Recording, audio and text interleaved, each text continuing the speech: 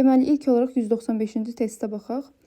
Deyir, Euler-Venn diaqramına əsasən uyğun fikirləri müəyyən edin. İlk olaraq Euler-Venn diaqramı haqqında məlumat verim ki, Euler-Venn diaqramında qayda necədir? Deməli, burada birinci hissədə vakansiya sözü verilib, ikinci hissədə isə valeh edici. 1. Yəni vakansiyanın altındakı rəqəm üçün, yəni rəqəmdə ona uyğun, ortaq olmayan, sadəcə vakansiya üçün uyğun olan fikirləri yazmalıyıq burada.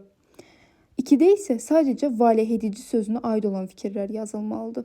Bu orta hissədə isə hər ikisinə aid olan ortaq fikirlər yazılacaq. Deməli, keçək biz variantlara. Vurğu son hecəyə düşür. Vakansiya deyirik. Vakansiya demirik. Buna görə də vurğu birinci sözdə son hecəyə düşmür. Amma valeh edici sözündə valeh edici deyirik. Yəni vurğu son hecəyə düşür. Yəni 2-yə A yaza bilərik. Keçək B variantına. Hərf və səs tərkibi eynidir.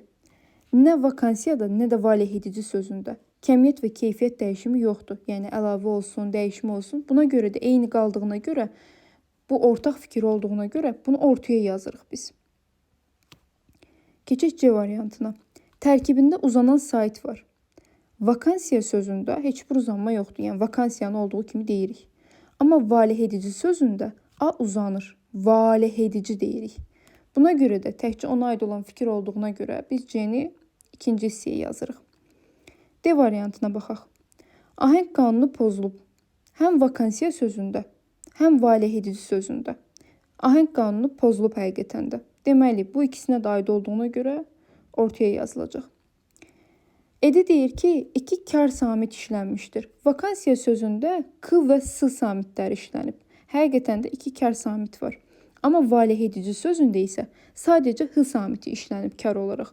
Ona görə də ona aid olmadığına görə sadəcə 1-ə yazırıq bunu. E variantı da 1-ə aid olacaq. Keçək növbəti testə.